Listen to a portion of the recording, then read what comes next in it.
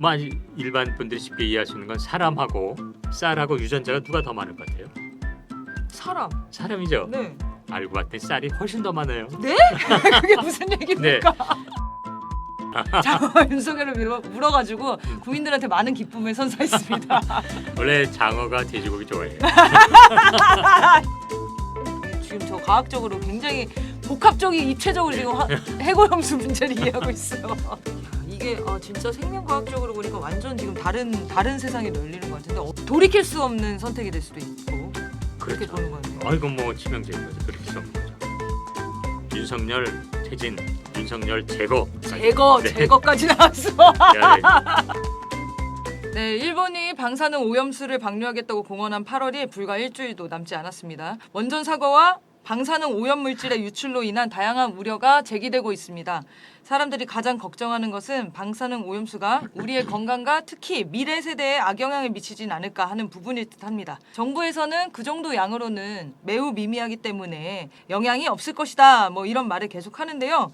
이에 방사능 오염수가 인류와 생태계에 미치는 영향을 주제로 서울대 수의학과 명예교수이신 우희정 교수님 모시고 이야기 나눠보는 시간을 마련했습니다. 교수님 안녕하세요. 네, 안녕하십니까. 네, 교수님 오늘 네. 굉장히 상큼한 옷을 입고 오셨어요. 아 예. 주로 핵 원자력 전문가들과 함께 이 핵오염수 문제를 저희가 다뤄왔었는데 진짜 실제 인체 그리고 인류에게는 어떤 영향을 미치고 생태계는 어떤 영향을 미치는지에 대해서 또 좀 더 심도 있게 다뤄보기 위해서 우리 우희정 교수님 모셨습니다. 자, 일단 첫 번째 질문은요. 일본과 IAEA가 나서서 후쿠시마 오염수가 안전하다고 강변하고 있습니다만 후쿠시마 주변에서 농작물의 변형이나 기계형 어류 이런 것도 관찰되고 있잖아요. 그렇죠. 저도 기사로만 계속 봤는데 이게 실제로 나온 거죠? 네, 나온 겁니다. 네. 진짜. 그게 후쿠시마 그 사고 이후에 그렇죠. 예. 그런 것들이 지금 계속 발견이 되고 있는데 피폭이 직접적이고 심각하지만 해양 방류는 처리된 물을 조금씩 방류할 거라 괜찮다고 안심하라고 지금 정부에서는 얘기를 하고 있습니다. 아무리 적은 양이라도 이게 인체에 쌓이면은 무조건 영향을 주게 되어 있죠. 그럼요. 네, 그 자세히 좀 얘기해 주십시오. 네, 그래서 뭐 일단 이번 사안은 후쿠시마의 오염수 이 방류가 과연 제대로 처리됐느냐라는 그거는 이제 좀 그 핵 공학적으로 이제 네. 확인돼야 될 과학적인 내용이 있고요. 그리고 근데 그게 이제 확인이 안 된 거죠 객관적으로. 그리고 또 설령 일본 정부의 말처럼 다 처리가 돼서 저농도로 나온다 했을 때 그게 안전한 거냐? 이 크게 아주 두 개로 나눌 수 있습니다. 네. 근데 어쨌든 생물학자로서 우리가 말할 수 있는 부분에 있어서 이 저농도가 지금 일본 정부가 말하듯이 안전한 건가? 이것은 절대 안전하다고 말한다는 건 비과학적이라는 것은 분명합니다. 왜냐하면 그러한 저농도로 더욱이 30년간 방류할 때 그 긴 기간 동안 생체에 대해서 어떻게 영향을 주는지에 대한 과학적 자료가 없습니다. 일본 정부나 뭐 그건 결국 지금 뭐 그 대변인 역할하는 우리 정부 입장도 마찬가지입니다만 네. 그것을 이 과학적이라고 말할 수 있는 자료가 없기 때문에 이건 비과학적인 겁니다. 그렇기 때문에 이제 우리가 이거는 안전하다고 말할 수 없다라고 단정해서 말할 수 있는 네. 거죠. 그러니까 과학적인 자료가 검증된 자료가 아직 충분치 않기 때문에 지금은 비과학적이라고 말하는 게 정상이라는 거죠. 그렇죠. 네. 그 안전하다고 말하는 게 비과학적이라고 네, 말합니다. 안전하다고 말하는 게 괴담이고 그렇죠. 비과학이고. 네. 그러면 이 방사능이라는 것, 방사능 물질이라는 게 아무리 적은 양이라도 이제 매일 먹다 보면은 네. 반복해서 이제 30도 섭취를 하게 되는 거잖아요, 저희가. 물론 바닷물을 퍼먹는 건 아니지만요. 네. 이게 실제로 어떤 영향을 미치게 되는지 네. 좀 얘기해 주십시오. 뭐 간단히 말하면 우리가 이제 이 짧은 시간에 강한 그 방사능을 쬐었을 때 생겨나는 일들 이게 그대로 재현될 수 있는 거죠. 네. 그럼 그게 어떤 거냐? 바로 뭐 여러분들이 가장 쉽게 할 수 있는 게 암이라든지 네. 그리고 여러 가지 대사 이상 그리고 유전자의 변형 이런 게 대표적인 거죠. 그리고 이제 이렇게 식품으로 들어갔을 적에 방사능이란 것은 이 방사능 물질에서부터 거리 제곱에 비해서 효과가 탁탁 줄어들거든요. 네. 그런데 우리가 먹는다고 생각해 보세요. 바로 그럼 몸 가지고 있는 안에서 거네. 바로 옆 세포에 네. 그냥 다 영향을 주기 때문에 아주 미약한 이제 방사능이나 알파, 베타, 감마가 있는데요. 네. 아주 약한 베타선이라도 이것은 치명적인 영향을 주고 있어서 아까도 말했지만 그런 영향을 검토한 사례가 없기 때문에 이것은 위험하다고 말하는 게 과학적인 발언인 거죠. 네. 그래서 어떤 증상이 나오냐 그러면 여러분이 생각하는 방사선에서 나올 수 있는 질병이 다 나올 수 있고 그런 것들은 사실 이제 조금 이따 말씀드리겠습니다만 짧은 시간에 그냥 확 쬐는 것보다 더 이게 악랄한 상황이 될 수 있는 건 이런 미세한 낮은 농도는 유전자에 네. 흔적을 남겨서 그게 아. 대대손손 물려가는 그 효과가 있기 때문에 더 위험한 거죠. 네, 알겠습니다. 그 얘기를 좀 뒤에 네, 더 네. 다뤄보겠습니다. 네. 정치인들이나 원자력 전공자들은 후쿠시마 연안 물고기나 해산물의 검출기를 지금 막 들이대면서 네, 쇼를 하고 있어요. 그리고 국내 수산시장 해산물에 가서도 그런 연출했고 음. 어젠가요? 자갈치 시장 가가지고 자갈치가 시장 보셨습니까? 들어가나요? 장어가 큰일을 해냈는데 장어 윤석열을 물어가지고 국민들한테 많은 기쁨을 선사했습니다. 원래 장어가 돼지고기 좋아해요. 장어가 네. 돼지고기를 좋아한다. 네. 아 마치 거기다 먹이거리를 던져준 거네요. 그렇죠. 윤석열이. 어쨌든 그때 네. 그 보도를 보니까 그런 내용도 있어요. 이 자갈치 시장에 있는 시장인가 하여튼 그 와가지고 바코드 찍어보면서 이거 다 방사능 이거 다 검사한 거다 안전한 거다 막 이런 얘기도 하더라고요. 네, 네. 그런데 이게 기준치라는 게 있는 거잖아요 지금 뭐 안전하다라는 일반적으로 기준. 있죠. 네네네. 짧은 실험을 해서 나온 수치가 있습니다. 그 기준치라는 건 어떤 걸 말하는 네. 겁니까? 이제 과학에 사용되는 기준치라는 것에 대해서 여러분이 한번 간단히 생각해 보면 과학이 꾸준히 발전합니까 안 합니까? 발전하죠. 발전하죠. 네. 그래서 지금의 과학이라는 것은 지금 수준에서 기준을 잡는 거거든요. 네네. 근데 과학이 계속 발전한다는 걸 안다면 지금의 기준치가 언제든지 변할 수 있다는 것을 우리가 항상 염두에 두고 있어요. 그래서 그거는 이제 우리가 지금의 과학으로 설령 기준치를 설정했어도 이것을 현장에 접목할 적에는 굉장히 안전한 형태로 접목을 시킵니다. 그러면 그것을 그 뭐라고 부르냐면 일반인들이 많이 이걸 이제 혼동하는 부분을 말씀드리면 실험실 과학에서는 요게 요 10이면 안전해라고 네. 말했지만 왜냐하면 그럼 99%가 안전하거든요. 근데 현장에 그것을 접목할 때에는 99%가 현재 수준에서 안전하다 해도 1%의 위험성이 있으면 한 위험한 걸 방지해야 되는 거잖아요. 네네. 그래서 그거는 안전하지 않다고 말하고 그것에 대한 대책을 마련하고 기준치보다 훨씬 낮게 떨어뜨려야 되는 거죠. 이거를 이제 실험실에서 하는 과학과 달리 현장에 접목하기 때문에 여러 가지 정책 규제로 나타나기 때문에 이것은 규제 과학이라고 부릅니다. 이건 똑같이 과학이에요. 네. 그런데 이제 지금 뭐 기준치가 어쩌니 막 이러는 거는 일단 그 수치가 향후 이 30년 동안 이렇게 쭉 나가는 상황에서 이 수치를 그대로 적용하기 어렵다는 점과 더불어 또 하나는 이게 과학적이 되려면 IAEA가 최소한 원자력의 안전을 좀 검토하고 이런 기구 아니에요? 그러면은 지금 주변에서 주변국이가 안전하지 않다, 제대로 처리됐는지도 알 수가 없다 이랬으면 국제기구라면 그런 의혹을 가진 나라를 다 불러서 그럼 객관적으로 오염수에서부터 처리될 때까지 각 단계를 시료를 채취해서 다 검증을 해서 최소한 지금 수준의 기준치로 가는 거라도 바라라고 그거를 알선하고 그걸 객관적으로 집행해야 돼요. 네. 근데 IAEA라는 기구가 원자력 안전이라고 말하면서 실제 일본을 막 찬성하는 한국 정부마저도 시료 채취하는 거를 일본이 막았을 때 아무 소리 안 했거든요. 이건 굉장히 비과학적인 거예요. 그리고 자기네만 해가지고 그냥 일본이 옳아요 이렇게 말하는 건 굉장히 편향된 자세죠. 그래서 이 지금 제시되는 과학적 기준과 그 수치와 태도라는 것은 처음부터 끝까지 전혀 과학적인 과정에서 진행되는 게 아니고 과학적으로도 검증되지 않은 수치라는 것을 분명히 이해해야 됩니다. 네네네. 그러니까 IAEA가 말하는 기준치가 과학적인 수치라고 확정적으로 얘기할 수 없고 그리고 현장 상황과 앞으로의 그런 상황들도 계속 바뀔 수가 있기 때문에 기준치는 계속 변화한다는 거죠. 그리고 그러한 과정을 IAEA가 제대로 주변국이 네. 검증할 수 있도록 도와주질 않고 오히려 차단하는 것에 편을 쓴다는 게 잘못됐다. 네, 맞습니다. 그 성면 같이 음. 원래는 안전했다라고 네. 얘기했던 물질이 네. 나중에는 문제가 되는 경우들이 있잖아요. 그래서 무지 많죠. 지금 정부에서도 지금 뭐 삼중수는 이 정도면 안전하다, 뭐 네. 다른 것들도 조금 안전하다 네. 이런 얘기를 하는 건데 그게 나중에 네. 문제가 발견됐을 수도 있기 때문에 그럼 과학자들은 어떤 그 입장을 취하는 네. 게 맞습니까? 그게 바로 이제 조금 전에 말씀드린 것처럼 현장에 접목할 때는 유비무환의 자세로 정말 1%의 그- 가능성 없이. 그렇죠. 1%의 가능성이 없이 사전 예방 원칙이라고 불러요. 원칙이에요. 프린시플. 네. 그러니까 그거를- 과학자들한테 일반적인 원칙인 그렇죠. 거죠. 과학자 과학자들은 지켜야만 뭐지? 하는. 이 과학자들은 뭐죠? 글쎄 말이에요. 이게 괜히 사입이 짝퉁 과학자들이죠.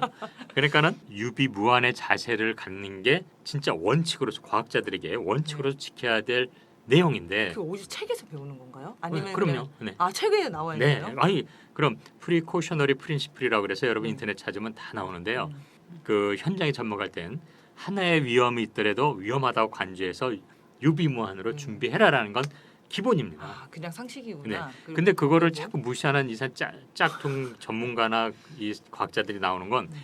얘네들은 완전 히 정치적으로 자기 얘기를 바꾸는 거죠. 그래서 이거는 정말 잘못된 짓이에요. 이게 알고 이렇게- 있으면서도 그럼요. 예.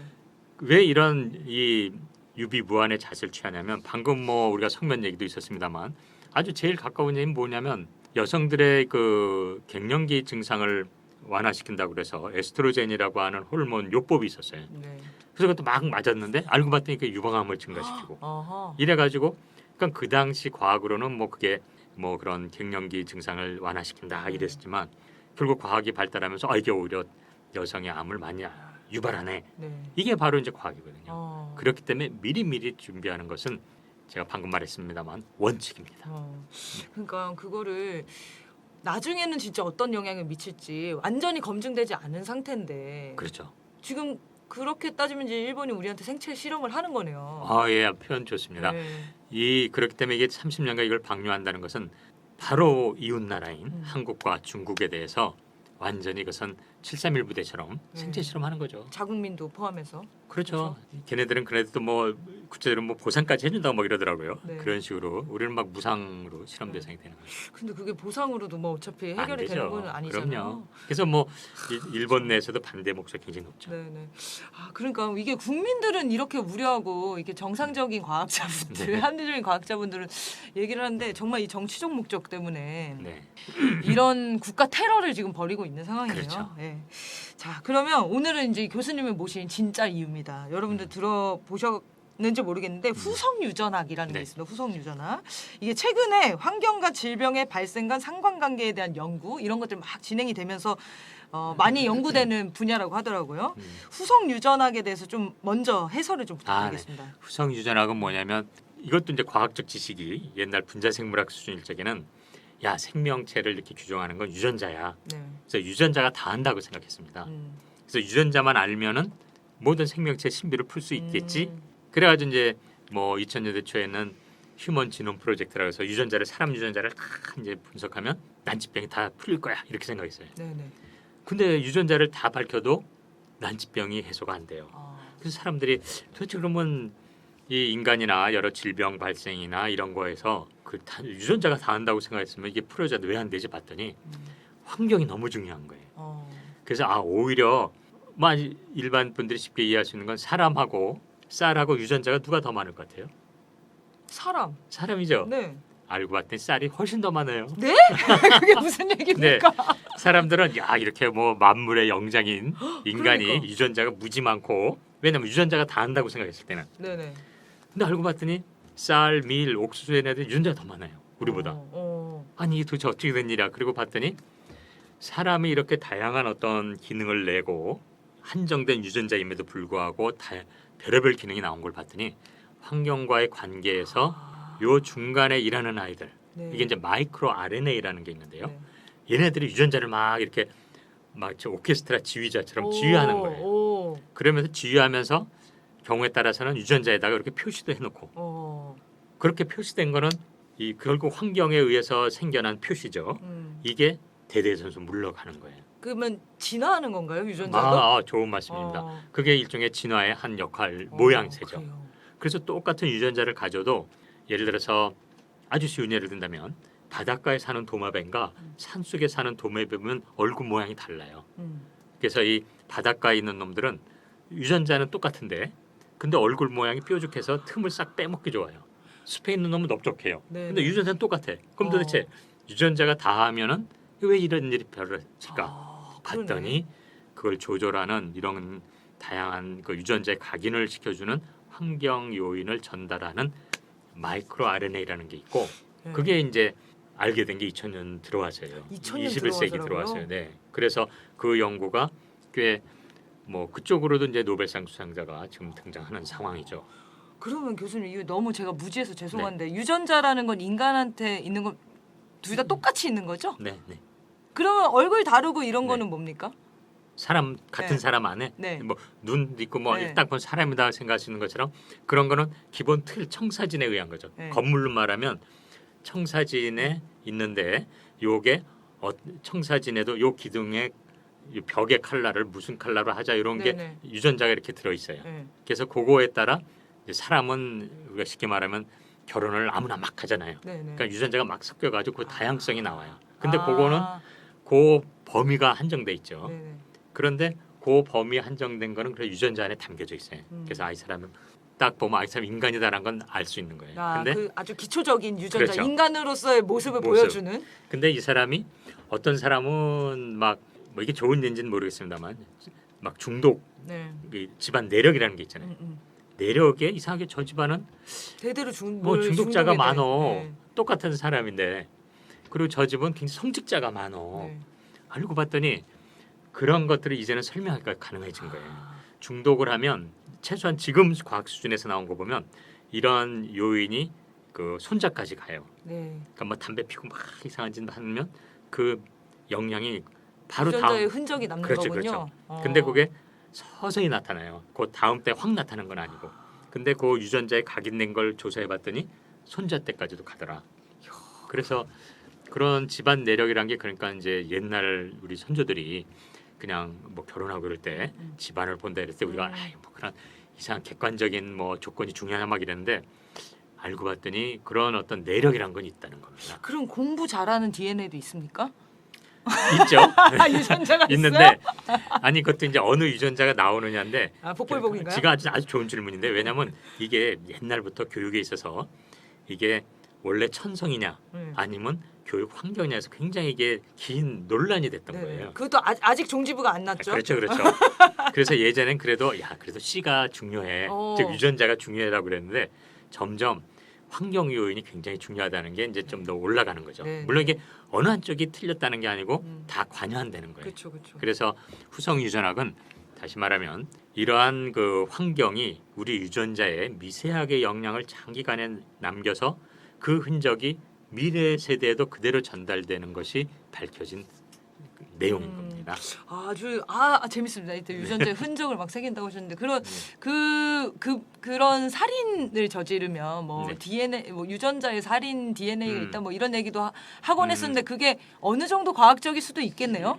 그렇죠, 막 그렇게 만약에 대대로 그렇죠. 대대로 진짜 예. 집안에 그런 뭐 사람들이 그거 가지고 있다면 뭐 이렇게 흑백으로 판단할 수는 네, 없지만 네. 그런 물론 경향, 도덕적인 판단은 또 미뤄둬야겠지만 네네, 그런 경향이나 이런 건 환경 요인이 충분히 기여한다라는 건 맞죠. 네, 그러니까 거꾸로 말하면 우리가 어떤 범죄자나 이런 거를 너무 개인화시켜서 네. 그 사람한테 책임지는 거는 또 생각해 볼 필요가 있는 거예요. 그러니까 환경이 이 사람을 어떤 성향을 변화시켰을 수도 있고 네, 그러니까 여러 미세하게 각인된 것도 있겠지만 네. 그런 것들을 촉발시키는 네. 이런 것들은 또 환경 요인이 그만큼 더 중요한 거죠. 그러면 예전에는 예전 네. 과학에서는 환경 요인은 그렇게 중요하다라고 생각하진 않았나 보네요. 아니었죠. 그렇죠. 네. 기본은 이제 존재하는 DNA 그렇죠. 중심으로. 뭐 이 어.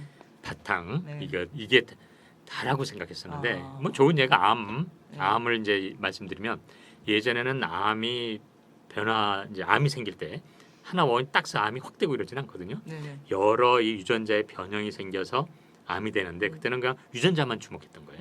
근데 어떤 사람은 매일 담배 피는데도 맞아.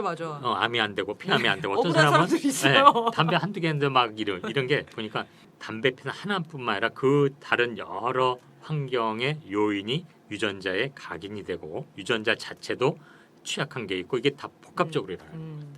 그거를 다 연구하려면 진짜 끝이 없겠네요, 사실. 그래서 뭐 그게 생명과학이 하는 일이니까요.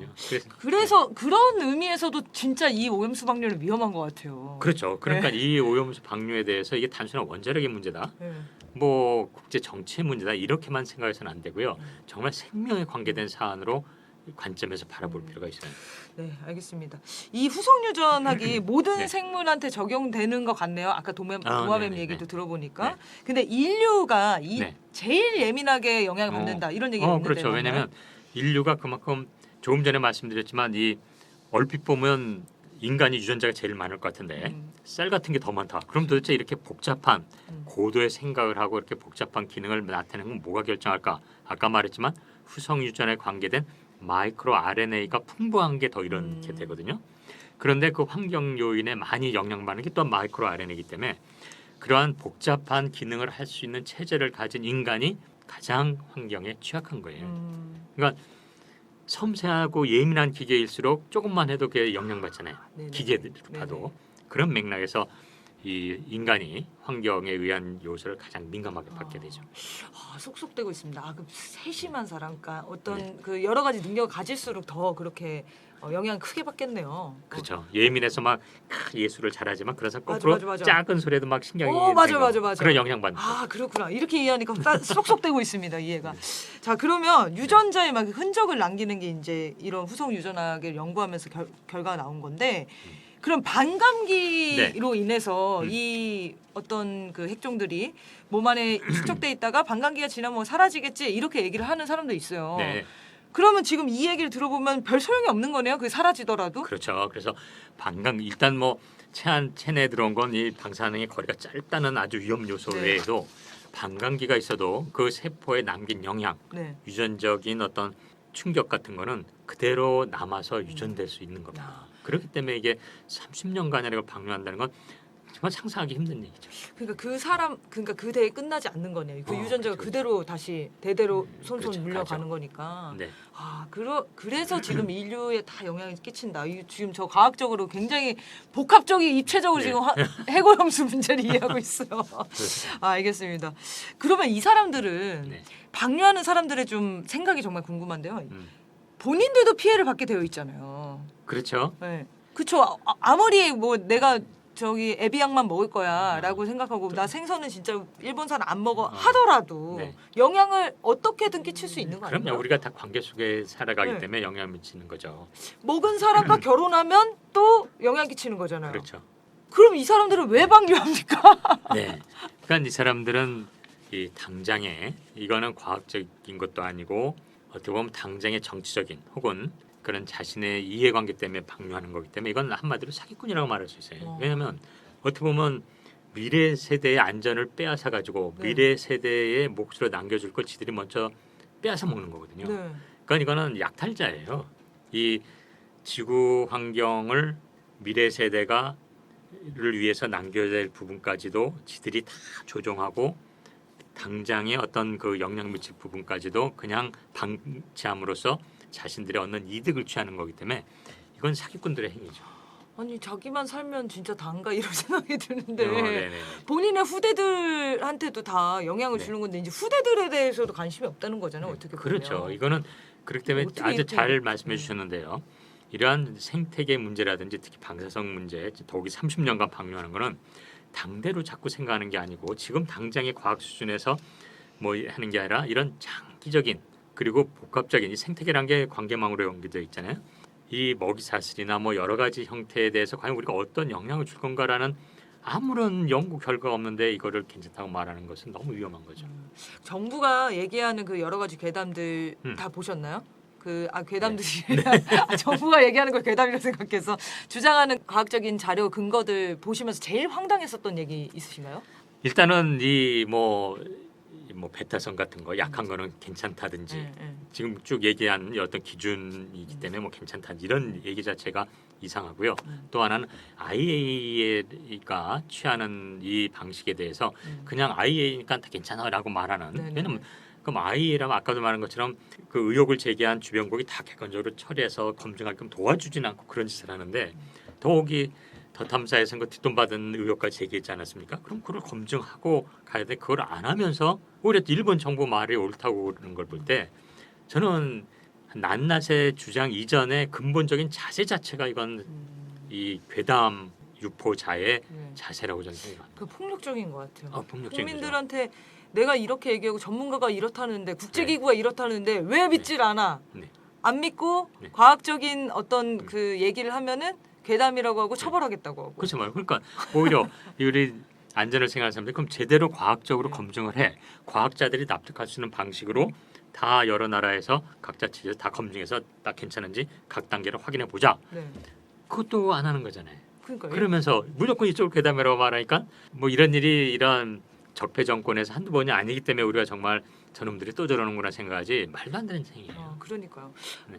교수님은 진짜 많이 네. 익숙하시겠어요. 이런 적폐 정권이 들어올 때마다 그렇죠. 늘 그 과학을 증명하시다가. 네. 근데 지금 이 오염수 상황과 이 광우병 때도 네네. 이제 그렇죠. 쭉 하셨으니까 비교하신다면 네. 그때 당시에는 음. 괴담이다. 그러니까 네. 과학자들이 이거가 우려가 있다 이렇게 얘기하는 걸 이 정도로 몰아붙이진 않았었죠. 아니 이 정도로 몰아. 이 정도로 몰아붙였었나요? 그럼요. 그래가지고 기억이 안 나요. 집회 나가는 형 기억이 안 나요. 또 그때 젊으셨으니까 잘 모르실지 모르지만 네. 그때는 심지어 이 광우병은 국제기구 네. OI라는데 이제 쉽게 우리식으로 말하면 법정 전염병으로 분류된 질병인데도 불구하고 이거 전염병 아니다, 아. 전달병이다 아, 뭐 이런 맞아. 얘기까지도 하고. 예, 기억납니다. 네, 하여튼 말 바꾼 거를 보면 그 노무현 정부 때는 뼈 조각만 나와도 막 위험하다고 뭐 수입 중단을 하던 조중동이 네. 1년 후에 이명박 정부가 되니까 뭐 상관없다 내장까지 와도 괜찮다 막 이런 상황이 된 거거든요. 너무 뻔뻔했어요. 지금이 똑같네요. 똑같아요. 조선일보랑 국힘당이 네. 이 해고염수 안 된다고 분명히 네. 반대해놓고 그리고 지입장 바꾸고. 또 비슷한 거는 그 당시도 OI가 사실은 촛불 시민들이 주장하는 대로 하는 게 OI 기준에 맞는 거였거든요. 근데 OI는 그거를 국제 통상을 위한 거니까 최소한의 필요 조건이 있고 요거는 반드시 지켜주고 네네. 각 나라마다의 상황에 따라서 충분히 예방하기 위해서 충분 조건이라는 게 있었어요. 네. 그게 30개월 미만이에요. 근데 정부는 그 국제기구의 OI라는 국제기구의 그 필요 조건 최소한의 조건만 딱 가져와서 야 국제 조건 이거야. 그러니까 우리는 안전한 거야 막 이런 거예요. 아, 지금처럼 기준치랑 똑같은 그렇죠. 거네요. OI, IAEA가 주변 나라가 검증하기도 하지도 못하게 하고선 지들이 쭉 쭈물락쭈물락하고는 괜찮어. 그럼 또 일본 이거 봐 괜찮대. 똑같아요 상황. 야, 진짜 똑같이 네. 하고 있네요. 아주 똑같습니다. 할 수 있는 방법이 그거밖에 없나 봐요. 그렇죠. 그러니까 새로운 방법을 고안을 그리고 못하시네. 얘네들이 안타까운 거는 그래가지고 이제 10년이 지나도 2018년이 돼도 이명박 정부 말처럼 주변국이 하나도 한 나라도 안 왔거든요. 촛불 국민들이 말한 대로 갔는데 네네. 그걸 뻔히 알 텐데도 지금 와서 자기네 이 일본 편 들기 위해서 이 광우병 때 국민들이 말한 게 괴담이다. 갑자기 네. 또 막 그게 흘러갔으니까는 사람들이 속을 거라고 생각하지만 제가 살아있는 한 그런 제가 명확하게 과학적 자료를 다 제시할 수 있습니다.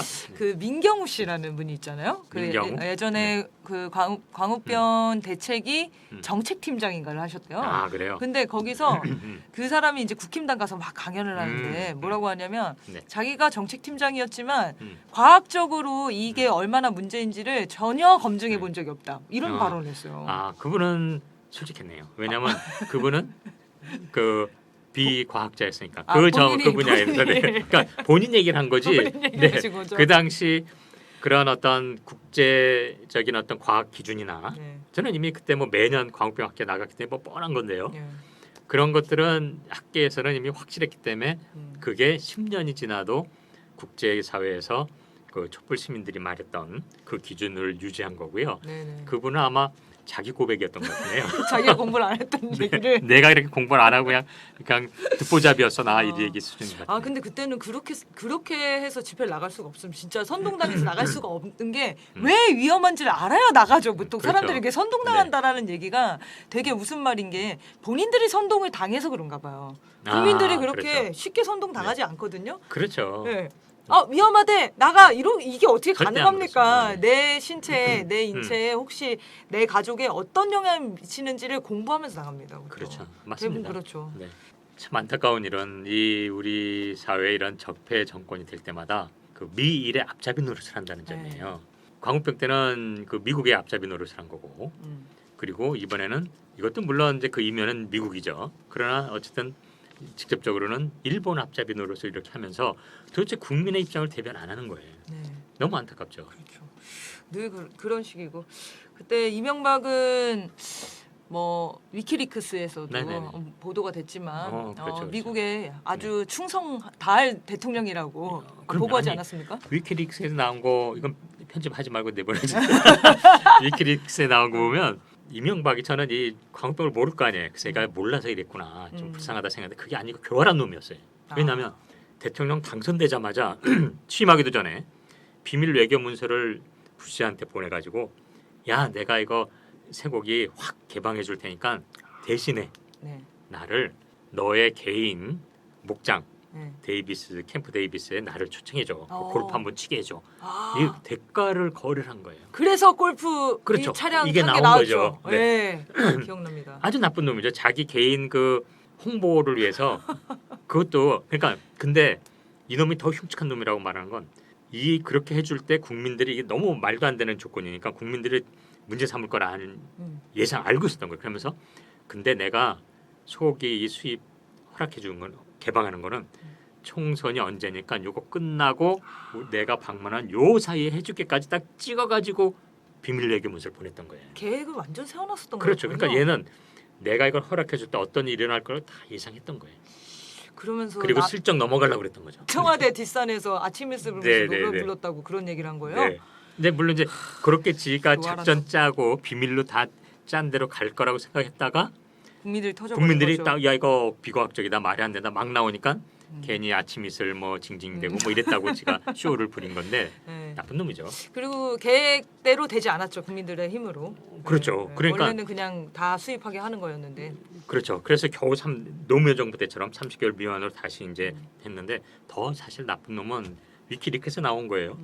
국민들의 뜻을 받아들이면서도 끝까지 지들은 옳다고 얘기하려고 네. 야 우리가 오르니까 주변국이 다 이명박이 말하는 대로 수입할 거야. 그렇지 맞아, 않으면 우리가 재협상 할게 미국과. 네네. 아주 멋지게 얘기했어요. 그래서 그때 그 기자회견할 때 저도 있었습니다. 그 네. 주변에. 근데 그 이후에 10년 동안 아무도 그런 그 이명박 조건을 수입을 한 나라가 없거든요. 네. 심지어 가장 먼저 대만이 그 다음 해에 30개월 미만으로 이제 수입을 해요. 그러면 국민하고 약속을 했으니까는 미국과 그 조건을 논의해야 되잖아. 그러기는커녕 안총기라고 그 당시 외교부 아시아 국장이 미국 대사관을 찾아가서 미국 대사한테 징징대면서 하소연을 해요. 뭐라고 하냐면 우리 정부가 미국과 맺은 게 옳다고 얘기했고 그래서 다음 주변 나라들이 다 이명박처럼 할 거라고 그랬는데 당장 대만이 촛불 시민들처럼 하니까 이거 어떻게 내가 그러면 너희 나라랑 미국이랑 재협상해야 되니까 빨리 그렇게 하기보다는 대만에 압력을 넣어서 철회시키라고. 예, 철회시키라고. 아니 이놈의 새끼가 안총기란 놈이 이게 한국 공무원이에요? 미국 공무원이에요? 아니 미국 공무원 진짜 반민족 행위잖아요. 그렇죠. 정말로. 그것도 이제 이런 위키리크스의 비밀 외교 문서가 아니었으면 몰랐죠. 그런데 그 짓을 한 이놈은 그 후에 승승장구 이제 올라가 가지고 나중에 EU 무슨 뭐 총본부장 되고 이래가지고 퇴임했어요. 아 그래요? 예, 그 후에 이명박이가 옳다 했던 농식품부의 이 관리들도 다 승진하다가 한 놈은 이제 부정부패로 또 잘리고 막 이랬어요. 지금 김태호를 비롯한 외교안보실도 다 그 길을 꿈꾸고 있는 거겠네요. 그렇죠. 네. 이동관이 봐요 또 요즘 다시. 그러니까 네. 미국 라인 타가지고 쭉 가고 싶은. 네. 네. 어쨌든 이제 미국과 일본의 앞잡이 노릇을 하는 게 이제 문제다라고 그렇죠. 이 얘기하시죠. 적폐 정권은 늘 그 짓을 한다. 광우병 얘기하니까 하나만 더 질문하겠습니다. 네. 소한테 동물성 사료를 먹여서 생긴 병이잖아요. 이게 네. 10년 후에 광우병이 발병했고 그때 당시에 인간한테 이 광우병은 전염되지 않는다, 옮지 않는다 그런 얘기들이 주였다고 하던데 맞나요? 뭔가요? 그때는 아예 그런 얘기 자체가 없었습니다. 위험하지 않다, 위험한 아까도 그랬지만 과학적으로 검토가 되지 않았던 거예요. 그러니까 위험하다고 말하는 것도 그 시점에서는 비과학적인 얘기였고 위험하지 않다거나 위험하다거나 다 비과학적인 얘기였습니다. 알 수 없다. 알 수 없다. 그래서 안전하게 가야 된다는 거였는데 이건 뭐 정책 입장에 떠나서 과학적인 얘기인데 소에서 그렇게 나올 거라고도 예상을 못했던 거죠. 근데 이제 그런 양의 내장, 양에는 원래 그런 질병이 있으니까 그거를 막 먹이면서 소에서는 발생했기 때문에 종간장벽을 뛰어넘은 거거든요. 네네.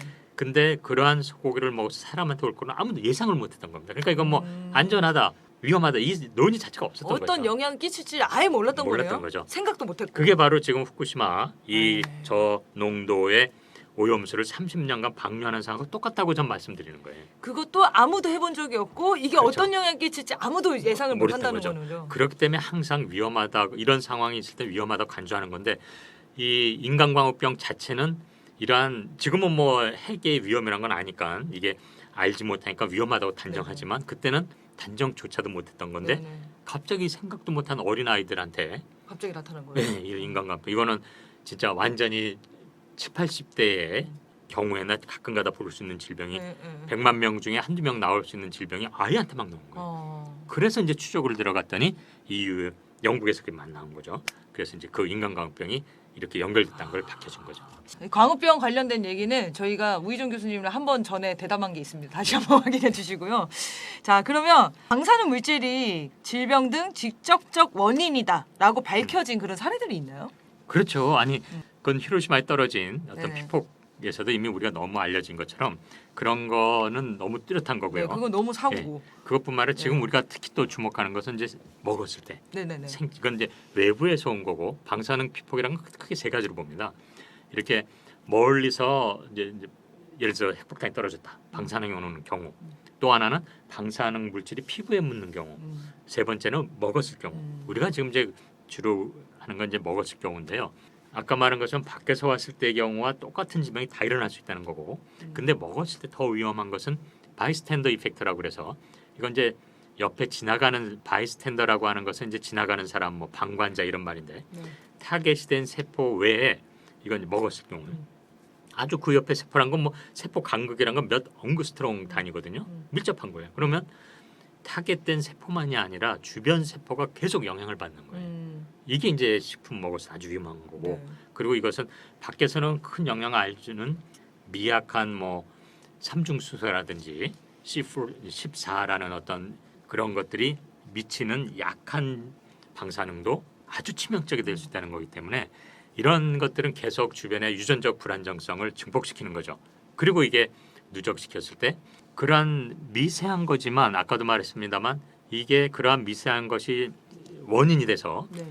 주변 환경에 암을 일으키는 이런 영향에 취약하게 만들므로써 암을 만드는 거예요. 그러니까 우리가 쉽게 생각 밖에서 온 거는 직접적으로 암을 만들지만 생체 먹은 거는 이 방사성에 의한 암뿐만 아니라 다른 환경적 요인에서 나올 수 있는 것이 암으로 나타날 수 있는 기반을 만들어주는 거예요. 그러니까 그 현상은 암으로 나타나지만 그 그렇죠. 암의 원인과 조건 환경을 이 방사능 물질들이 만든다는 거예요. 그렇죠. 그렇기 때문에 직접적으로 쬐어서 암이 되는 것보다 더 많은 다양한 암의 원인이 될 수 있는 거죠. 그럼 규명하기가 딱 명확하진 않겠네요. 그러면. 아주 어려운 거죠 네. 이게. 그래서 이런 어떤 지점에 있기 때문에 더욱더 식품으로서 영향을 줄 수 있는 지금 상황은 매우 그 조심스럽게 가야 네. 된다는 거고 이제 그러면 사람들이 그러면 그렇게 먹었을 때 가장 많이 이 타겟되는 어떤 세포 네네네. 이런 거는 상식적으로 생각하시면 돼요. 우리가 병원에서 암 환자들 이제 방사선 치료하잖아요. 그럼 가장 먼저 이 손상받는 세포가 뭘까요? 머리털 빠지고 이런 거. 그렇죠. 쉽게 생각해야 돼요. 네. 인생 어렵게 생각하면 안 돼요. 네. 그래서 결국 방사선이 이렇게 아까도 전 유전자에 영향을 주는 거기 때문에 네네. 유전자가 그렇게 방사선이 안에서 나오건 밖에서 오건 취약한 거는 유전자가 막 분열할 때 취약하게 되는 겁니다. 안정돼 가만히 있을 때보다. 아 그래요? 네, 그래서 세포가 막 분열하는 곳. 네. 우리 머리카락도 막 계속 자라니까. 자라고 네. 또 어디가 그래요? 손톱은 안 빠집니까? 손톱은 각질화하기 때문에 아 이건 또 달라요? 다른 물질입니까? 생식세포. 아 생식기. 생식세포. 네. 그래서 불임이죠. 그리고 네. 위나 소화기 이런 거.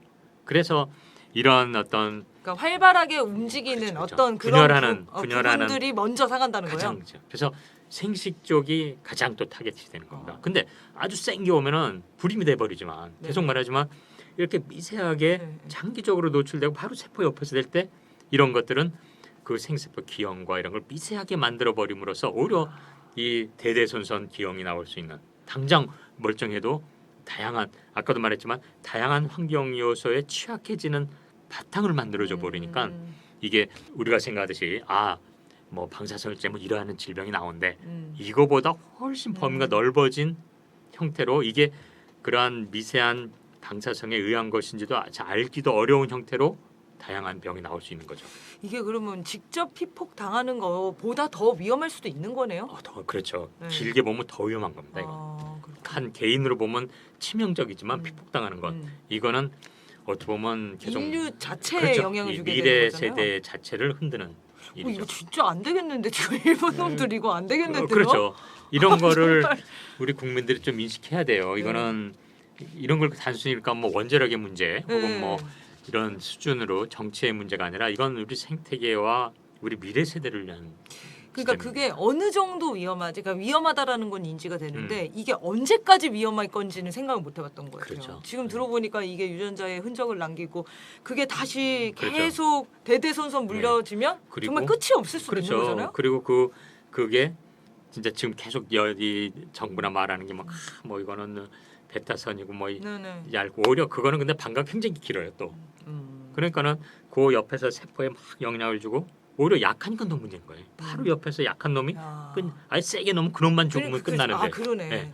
그러니까 이게 근데 가장 영향받는 게 생쥐세포라든지 막 이런 세포들이니까 네. 영향받고 이게 계속 차라리 세면은 그냥 죽으니까 그 사람만 끝나는 죽으면 거지만, 네. 끝나는 건데 네. 그렇게 갈 수 있는 이거를 체내에 계속 간직하면서 네. 사람들이랑 어울려서 그리고 살고 자손 낳아서 네. 계속하고 그러면은 그 흔적이 그대로 계속 남아가지고 그렇죠. 연결이 그리고 되는 뭐 거예요.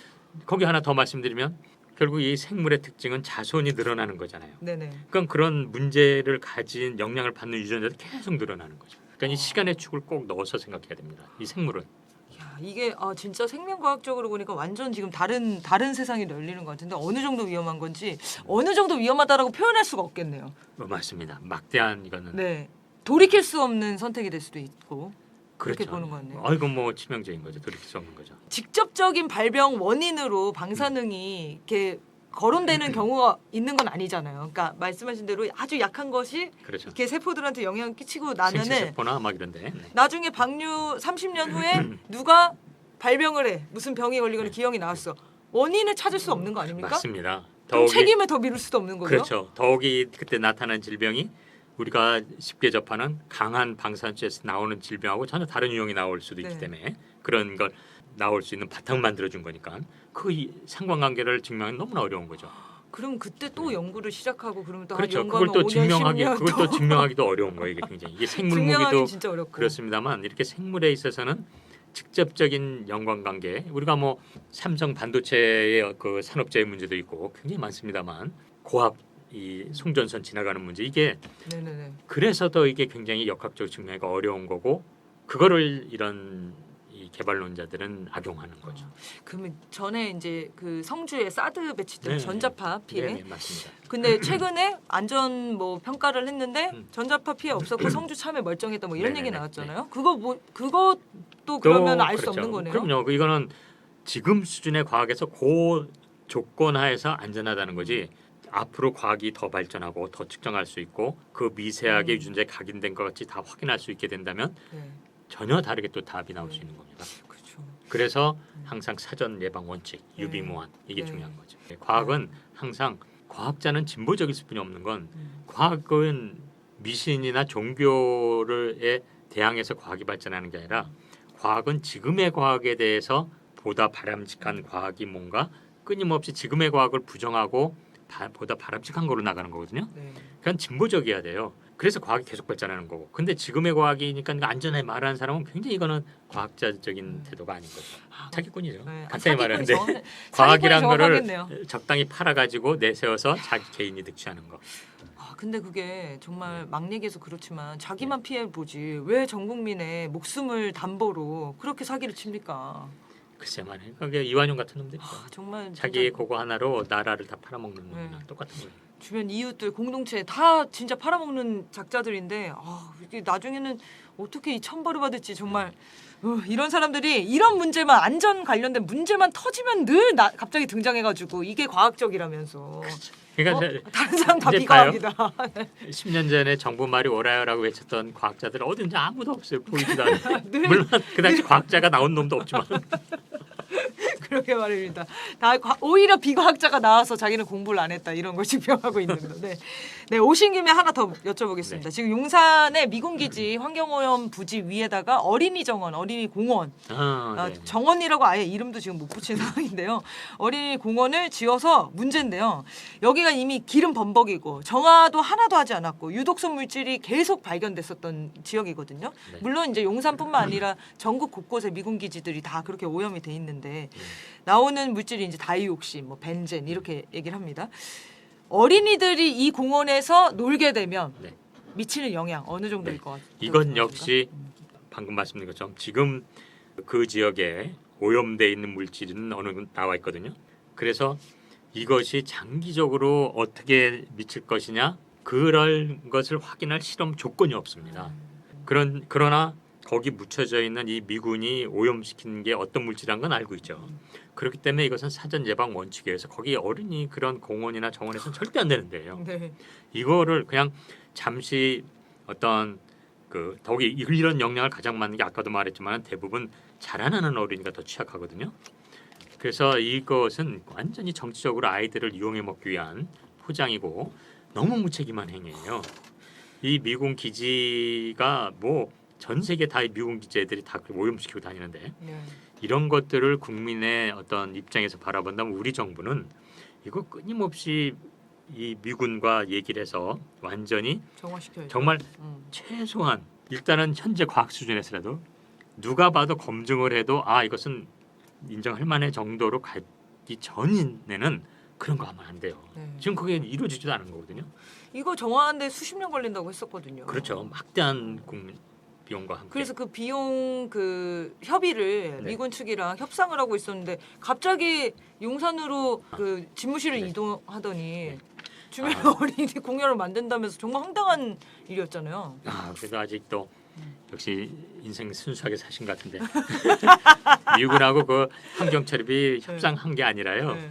다 하기로 한 거예요. 우리 정부가 다 하기로 했었나요? 네. 협상 중 대외적으로는 협상한다고 얘기했지만 한 적도 없고 미군이 받아준 적도 없어요. 결국 우리가 다 무는 거였군요. 그 이명박도 그거든요. 이명박도 그때 촛불 시민이 막 이러고 국제적인 자료가 그러니까 미국과 재협상하겠다라고 했지만 협상 하나도 못했어요. 하는 척만 한 거. 그리고 아이고. 재논의라는 형태로 마무리했습니다. 네. 재논의에서 30일 미만 수입하겠다. 이런 것처럼 이번 이 우리 국민 명확해야 될 건 이 전국에 있는 미군 기자들이 이렇게 오염돼 있는데요. 미군이 이것의 이 환경 오염 처리 비용 단 한 건도 인정하거나 협상하지 않았습니다. 낸 적이 없죠. 네. 그리고 정부만 괜히 체면이 있으니까 우리 협상하겠다 했지만 협상한 적도 없고요.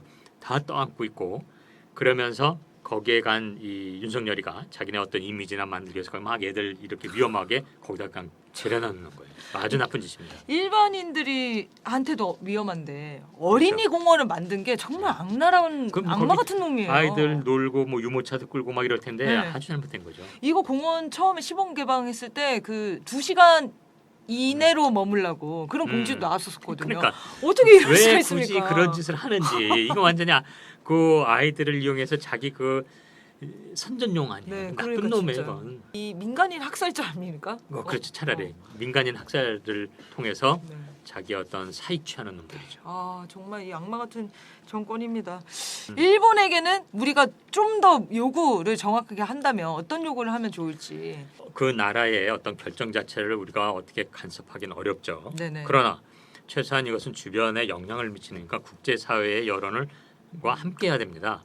그런데 어쨌든 이건 정부와 정부의 문제라면 우리 정부가 정신 차리고 사실 중국은 지금 반대하고 있잖아요. 네. 당연한 거거든요. 그럼 중국 정부나 중국의 어떤 시민단체들 서로 연대해서 함께 얘기를 하고 IAEA도 야 너 왜 과학적인 검증을 막고 있니? 이 일본 정부가 그렇게 안전하다고 그런다면 IAEA가 나서서 국제기구로서 이러한 과학적인 주변국이 검증할 수 있도록 너가 나서야 돼라고 욕을 해야 돼요. 그래서 그런 그거 끝나기 전까지는 IAEA 너야말로 일본 정부의 방류를 못하게 하고 이것을 과학적으로 정말 하도록 하자라고 해야 된다고 봅니다. 근데 그것을 가장 나서야 될 우리 한국 정부가 중국 정부와 일을 하기보다는 일본의 앞잡이 역할을 하니까 이게 어려운 거죠. 네. 그러니까 반대하는 나라들이랑 같이 연대를 해가지고 네네네. 국제적인 여론을 만들어야 된다. 이게 예, 그게 말씀하신 단순한 거죠? 여론의 문제가 아니라 구체적인 과학적인 검증 기준에 따라서 할 수 있도록 해야 된다. 네. 그런 방법이 있는 거죠. 있는데 지금 안 하는 거죠. 그렇죠. 이 IAEA 사무총장 이놈이 나쁜 놈이죠. 왜냐하면 IAEA라고 하는 것은 각 지역의 이사국이 있어요. 네네. 그러니까 태평양 도서 연안국의 나라도 이사국이 있습니다. 다 반대하고 있거든요 지금. 아. 그런데도 이 지가 사무총장 혼자 그래요. 거기에 어떤 그 태스크포스라고 그래서 과학을 담당하는 아주 분과 애들만 데려와서 다른 나라는 실효 채취도 못하게 하는 상황에서 지가 몇 개 해가지고 괜찮아 이러는 거거든요. IAEA 소속 국가들도 반대를 이사국도. 하고 있다고요? 그럼요. 그 왜냐하면 나 이거 처음 알았는데. 예, 태평양 진짜로요? 도서 연안국 그 포럼에서 반대 입장을 냈잖아요. 네. 근데 그 중에는 다 IAEA의 그 지역 이사국이 있거든요. 그러니까 지금 야 진짜 독일에서도 웃긴 놈이네요. 반대했고 독일 네. 거도 그러니까 유럽도 그렇고 태평양 도서 중국 다 반대한 거예요. 우리 한국도 우리 시민들이 다 반대하고. 근데 이 사무총장 놈이 생각해 보세요. 뇌물을 먹인 이유가 있네요. 그렇죠. 네. 뇌물을 먹었다는 걸 생각하는 건 얘가 일본이 괜찮아요 막 이러고 한 다음에 아니 그러면 반대하는 중국에 가서 설득을 하고 지가 진짜 과학적인 거라면 해야 되는데 얼른 온 데가 어디예요? 우리나라에 한국으로 왔어요. 왔잖아요. 네. 아니 왜 이 한국 정부는 뭐 좋다고 하는 나라에 왜 오는 거예요? 결국 찬성하는 나라만 돌아다녀. 네, 그러니까는 결국 그 시민들을 그 함께해서 쪼물락쪼물락 하겠다는 홍보용인 거죠. 지가 진짜 과학적인 거를 확신하고 아이로서 이 당당하다면 우리가 그러면 반대하는 나라 가서 우리 설득하겠습니다. 그러네요. 그리고 중국을 가야죠. 중국 안 가요. 그러네요. 자기도 자신이 없군요. 그럼요. 아니 가면 욕 그 먹을 지 거 뻔히 자체가 예 아주 지 이사국 구성원들이 반대하고 있는 상황에서 하는 거니까. IAEA도 완전 사기꾼 단체네요 지금. 사기꾼 총장을 앉혀놓은 거네요 그렇죠. 지금. 그게 이제 중요한 거예요. 이 유엔도 그렇고 세계은행도 그렇고 국제 기구니까 다 회원국이 있는데 그 대표자들이 사실은 영향을 결국 결정하는 거잖아요. 유엔 사무총장이 된 놈이나 세계은행에 된 놈이나 지 힘으로 됐나요? 미국인이 할 수 없으니까 지 말 잘 듣는 놈은 반기문이나 뭐 김영이나를 세운 거 아니에요. 의사가 세계은행 그게 되고 총재가. 네. 그런 것처럼 아이나 OI도 마찬가지で광우병 때도 돈 많이 그런 국제기구는 이런 각 나라의 지원 금액에서 유지되니까 돈 많이 내는 나라의 말을 듣는 그 우두머리가 그 짓을 하는 거야 야합해서. 근데 대외적으로는 이렇게 많은 회원국이 가진 국제기구야. 그러니까 이 말을 들어야 돼 이런 식으로 나오는 거죠. 그 구조 자체가 전체가 막 총의를 모아가지고 움직이는 그런 게 아니죠. 아니고 네. 담당자 꽂혀진 사람 낙하산으로 떨군 사람 그렇죠. 이 사람에 의해서 그냥 운영이 되는 그렇죠. 거네요. 네네네 그런 셈이죠. 아, 그래서 약간 유령 단체 같은 거구나. 그래요. 이 일종의- 국제기구라는 게 대부분 그래요. 일종의 그러니까 거군요. 돈 많이 내는 놈. 그러니까 이번에도 패권 있는 곳. 뭐 그 놈이 개인이 사무총장 받았냐냐 논란이 있을지 모르지만 왕창 돈을 이 아예 일본이 준 건 맞는 거거든요. 네, 네. 그 자체는. 예. 그러니까 그 돈 받고 아니 그렇게 과학적이면 중국을 가서 설득해야지 왜 한국으로 그런 거죠. 전체 이제 세계 반대하는 나라들과 과학적 검증을 네, 더 딱 다시 그거. 해라. 네. 이걸 이제 요구를 해야 된다고 그런 여론을 만들어야 된다 이렇게 얘기를 해주셨고요. 그런 데서 한국의 역할이 큰 거죠 지금? 아 그럼요. 한국 가장 근접국이니까. 근접국일 뿐만 아니라 이게 지금 왜 일본이 이렇게 이 자기 앞잡이나 또 미국이 압력해서 이 현 정부를 이렇게 긍정적으로 만드냐면 중국은 딱 아니라고 분명히 말했잖아요. 근데 한국도 아니라고 하면 이건 그냥 일본만의 주장이거든요. 그건 씨가 안 먹혀요. 근데 한국이 괜찮다고 그래 버리면 야 주변국인들 괜찮다. 이 명분을 주는 역할을 하는 거거든요. 네. 그러니까 이걸 사실 일본보다는 이러한 전 세계적인 이 후쿠시마 핵 오염수 방류를 저지하고 안전적으로 가는데 가장 큰 역할을 하는 놈이 지금 윤석열 정부예요. 얘는 당연한 원래니까 당연하고. 그러니까 가장 큰 명분이 돼버렸네요. 그렇죠. 광우병 때도 왜 그랬냐면 미국이 왜 이 이명박 정부를 타겟으로 했냐면 그건 나중에 나와요. 이 한국 정부가 그렇게 미국의 내장까지 수입할 때 내장을 많이 소비하는 동남아 시장을 열 수 있기 때문에 한국을 먼저 했다라는 게 나오거든요. 이거 똑같은 거예요. 그러니까 일본이 지금 동북아의 어떤 정치적 이유로 미국하고 이해관계를 가장하는 판에 일본을 미국이 돕고 있는 거잖아요. 그럴 때 반대 여론을 가장 잠재울 때 키 역할을 하는 게 윤석열 정부구나. 네. 그럼 이제 얘가 혼자 좋다고 그러니까는 대외적으로 일본은 야 주변 바로 옆에 있는 나라도 괜찮대. 왜 자꾸 그러니? 이렇게 명분을 주는 거죠. 일본은 오히려 최근에는 가만히 있는 것 같아요. 그렇죠. 이제 돈 먹은 놈들, 뭐 앞장서는 놈들, 그러니까요. 한국 정부 뭐그 IA 사무소 얘네들을 이제 막 야 열심히 뛰어 이놈들아. 걔네들 열심히 삘삘대고 뛰고 있는 거예요 지금. 아니 우리 정부에서 오염수는 안전하다 자료집도 내주고 광고도 네. 만들어가지고 저 광고도 뭐 뿌려주고 무슨 수산시장 가서 뭐 수조물도 먹방도 떠마시고. 해주고 방사능 검사 안전한지 체크도 해주고 그래서 다른 세계에서는 지금 우리나라가 방류하는 걸로 오인하는 나라들이 있다. 아, 그 이런 설이 정도래요? 있습니다. 아직 한국이 방류하는 거 아니냐? 네. 한국 원전에서 사고 난 거 아니냐? 이렇게. 정말 그 수준이네요. 네, 일본은 오히려 정말 IA 왔다 간 이후에는 그냥 계획대로 방류하겠다 이 얘기만 하는 것 같아요. 그렇죠. 네. 그리고 이제 할 필요가 없네요. 자기도 그리고 뭐 근데 그 보고서도 보면 그렇잖아요. 이거는 뭐 자기네가 이걸 뭐 다 검증해서 안전하다는 얘기하는 게 아니라 요거에 대해서 얘기한다는 식으로 해서 보고서 집 빠져나갈 건 다 써놨어요 보니까. 네, 그렇죠, 그렇죠. 자기는 책임이 없다. 그렇죠. 그래서 이거는 나 처음부터 끝까지 봐도 과학적도 아니고 지금 정치 쇼 하고 있는 거예요. 네. 전면에 서서 그 쇼를 앞잡이 역할하는 게 현 정부인 거죠. 그러면 교수님 방법은 하나뿐인 것 같긴 하지만 아, 한번 네. 여쭤는 보겠습니다. 방류를 막기 위해 당장 무엇을 해야 되나? 네. 윤석열 뭐죠? 이제는 타도를 외쳐야 될 것 같아요. 제가 늘 말한 겁니다. 네. 탄핵하지 마세요 제발. 탄핵도 안 돼. 아니 왜냐면 탄핵은 네. 정말 피해야 됩니다. 그거는 지금 근데 이상민 탄핵 기각된 거 보고 다들 마음을 접으신 것 이제야 같아요. 알았군요. 예, 제가 늘 말하지만 국민들의 뜻을 왜 헌재 몇몇 판사놈들한테 맡기는 거예요. 그래서는 안 돼요. 아니 그 헌재 판사 몇몇 놈이 국민의 뜻이 이런데 이거 아니야 하고 끝장난다는 이런 기형적인 사회가 어디 있습니까? 네, 그렇죠. 물론 예전에 헌재가 필요했던 시기도 있어요. 그러나 이 그런 헌재의 어떤 법률에 관한 거는 그냥 이 대법원이 하면 되고 국민 감정이나 국민의 결정에 대해서는 헌재가 간섭하는 게 아니라 이거는 놔둬야 되는 거예요. 간섭해서는 안 돼요. 그래서 이 아니 국민의 뜻을 말하는 게 그냥 국회도 있는데 대변하는 게 그럼 그렇죠. 국회 결정으로 끝나지 무슨 헌재가 최종적으로 탄핵돼 안 돼.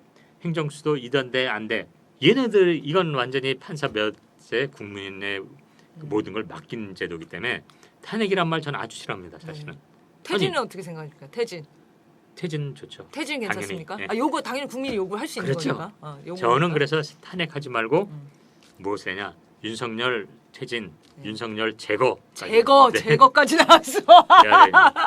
요즘에는 이거는 이제 공공이 하는 얘기는 아니고 어떤 분이 처형 뭐 이런 거 많이 네. 많이 언급하고 아니, 계시군요. 뭐 김건희가 그렇게 좋은가요? 처형을 또 삼게? 이거 아니, 흉측한데. 이 얘기도 있습니다. 이 장어한테 네. 독이 있었다면 얼마나 좋았을까 막 이런 아. 얘기 하시는 분도 있고 동맥을 물었으면 좋았겠다. 이거 우스갯소리 하는 겁니다. 네. 국민의 판단에만 맡겨야 된다. 그럼 국민의 뜻에 따라 나아간다. 우리가 우리 사회를 바꾼다 이렇게 생각해야지. 우리 야 저놈 나쁜 애야 헌재 판사님 얘 좀 해주세요. 이거 절대 안 됩니다. 그러네요. 네. 네, 이상민 진짜 이거 기각된 거 보고 네, 전 기각될 거라고 생각했거든요. 네, 많은 분들이 그렇게 네. 예상을 하셨지만 그 말이 안 9대 0으로 그렇게 어. 될 줄은 그렇죠. 음. 그러니까 보세요. 지금 이 국내 뜻도 정말 이런 이 말도 안 되는 참새 그 뺀질이 같은 놈을 그냥 괜찮다고 하는 이런 몇몇 판사 네. 그리고 검찰 이 독재 그리고 솔직히 국회에도 법조인들이 태반이잖아요. 네. 그러니까 이게 국민의힘당뿐만 아니라 민주당에도 검사 출신 애들이 사실 굉장히 이 검사의 어떤 눈치 보면서 개혁을 막고 있잖아요. 네. 뭐 다는 아닙니다만 저는 그래서 지금 우리 국민들이 좀 새롭게 바라봐야 될 지점은 우리 사회 구조 자체 처음에서부터 밑에까지 법 공부한 놈들이 다 지고 있다는 겁니다. 이게 한 집 통속이에요, 내 보니까 입장은 다 좀 다양해요. 그래서 이 자체부터 우리는 거부해야 된다. 네. 헌재 탄핵 하지 말자. 이게 제 개인 입장입니다. 네. 이게 검찰 독재 사회 아래서 법적인 테두리 안에서 합법적으로만 투쟁을 하자라고 네. 하면은 못하는 거 아닙니까? 그게 한동훈이 지금? 따라가는 거죠. 네. 걔가 법대로라는 거 아니에요. 걔가 하는 게. 그렇죠. 윤석열도 법대로 지금 법치주의다 그렇죠. 이렇게 얘기를 하는데 법이란 건 진짜 흑백이거든요. 음. 법이 뭐 죄냐 아니냐. 근데 인간의 삶이라든지 국민의 감정은 흑백이 아니라 정말 삶의 그 중간에 다양한 층에서 생겨난 일로 분노하고 책임을 안 한 놈. 근데 그 헌재가 이번에 이상민이 그냥 면죄부주면 한 게 뭐예요? 이런 참사는 뭐 하나의 원인으로 일어난 게 아니고 복잡하게 누가 당연하죠. 그러니까 이런 참사라는 건 하나의 원인이 아니기 때문에 다양한 요소가 있기 때문에 요소만 가지고 책임지는 것도 우스운 거기 때문에 네. 결국은 총체적인 책임을 주무장관이 지는 그쵸. 거거든요. 그런데 그런 하나의 원인이 된 거 아니니까 이 사람한테 책임 묻을 수 없다는 식의 논리를 쓰는 걸 보고 이 현재 판사놈들이 완전히 돌대가리구나. 네. 아니면 사기꾼이구나. 의도를 가진 생각할 수 있는 거죠. 아니 이거 오염수가 그 네. 안전하다라고 주장하는 사람이랑 비슷하네요. 그 그렇죠, 논리가. 그렇죠. 네, 똑같은 다양한 여러 가지 상호작용들 속에서 누군가 장기적인 책임져야 되고 시간 같은 그렇죠. 것도. 그런 게 있는 건데 그냥 협소하게 그것만 그렇죠, 보고 그렇죠. 법적인 테두리 그렇죠. 안에서 법적으로는 문제 없어. 그렇죠. 이렇게 지금 얘기하는 당장 거죠. 요 과학 기준으로 괜찮은 네. 것 같아. 이런 제대로 검증도 안 한 수치 가지고. 다 이해됐습니다. 우리 네. 사회의 전반을 다 이해해버렸습니다. 다 똑같은 사람들이 똑같은 네. 생각으로 이렇게 네. 국민들을 옥죄고 예, 있는 거네요. 다양한 분야에서 할 다양한 뿐이지. 분야에서 똑같아요. 이놈들의 어떤 똑같은 패턴. 철학. 네. 인간을 던져버리고 네. 지들의 이익을 위해서 지들의 어떤 법논리, 과학논리 이런 걸로 사람들을 괴롭히는 거죠. 아 진짜 각계격파에서 싸워서는 사회를 바꿀 수는 없겠네요. 저 그렇게 갑자기 생각합니다. 이렇게 생각이 들었습니다. 네, 네. 얼마 전에 이제 그 돌아가신 선생님 사건 또 보면은 교육 문제도 그렇고 네. 지금 이런 안전 문제도 그렇고 다양한 영역에서 사건 사고들이 터지는데 각계격파하고 있잖아요. 지금 그렇죠, 솔직히 말하면 그렇죠. 아직 네. 완전히 단결되지 못하고 네, 네. 큰 힘으로 뭉쳐서 국민들이 이 거지 같은 철학을 가진 자들을 모조리 몰아내지 않으면 이 그렇죠. 판이 끝나지 않겠군요. 그게 이제 저는 아주 공감합니다. 그게 이제 우리는 한마디로 적폐 기득권이라고 부르죠. 네. 기득권이 어느 사회나 이 사회적 구조에서 있을 수는 없습니다. 그런데 그게 건강한 기득권이냐, 적폐 기득권이냐, 적폐 기득권의 공통된 논리가 뭐냐, 분야는 다양해도 논리는 똑같아요. 구조가. 그걸 우리는 간파할 수 있을 때 우리가 이 지금 우리 사회 구조, 그러니까 탄핵이란 말이 얼마나 위험한 말이라는 것까지 알 수 있다고 저는 생각합니다. 네. 그러니까 이게 방사능 물질 우리가 오늘 주제가 이거였는데 하나 뽑는다고 이게 해결되는 게 아니잖아요. 그렇죠. 네. 제거 원인부터 네. 제거를 해야 네. 우리가 영향을 받지 않는다. 국민들의 안전과 생명을 지킬 수 있다. 그렇죠. 그리고 네. 이렇게 사회 참사나 이런 어떤 뭐 방사능 문제도 그렇고 여러 사회 논란될 때 거기 작동하는 공통된 구조를 볼 수 있어야 된다. 공통된 논리. 네. 단순히 사안에 가서 뭐 원자력이 뭐 어째요, 뭐 여기 안전해요, 뭐 안전하지 이런 거 물론 그 논의가 있어야 되지만 이 작동하는 구조는 같은 논리입니다. 네. 예, 그걸 좀 바라볼 수 있는 게 필요한 것 같아요. 네. 진보 사회를 바꾸자는 진보 집단 내에도 적폐 구조가 있다는 걸 우리는 염두에 둬야 네. 됩니다. 네. 당연히 뭐 80년대 이럴 때는 정말 개혁적으로 했을지 모르지만 그게 하나의 고정된 틀로 그렇죠. 자리 잡아버리면 그게 기득권이 되고 그게 끊임없이 살아서 혁신되지 않으면 그 자체가 또 적폐 기득권이 되기 때문에 방금 말씀드린 것처럼 다양한 형태나 관점에서 적폐 논리와 구조를 봐야 된다는 건 우리 안에서도 그걸 볼 수 있어요. 그 구조만 본다면 저희는 손에 손을 잡고 바꿀 수 있다고 저는 확신합니다. 최종 결론은 윤석열 제거라고 얘기해 주셨습니다. 네, 그래서 오늘 교수님과 핵 원자력 전문가가 아닌 정말 생명과학을 공부하시고 인류에 살아가시는 우리 교수님을 통해 가지고 이 문제가 얼마나 위험한 문제인지 좀 더 심도 있게 다뤄본 것 같습니다.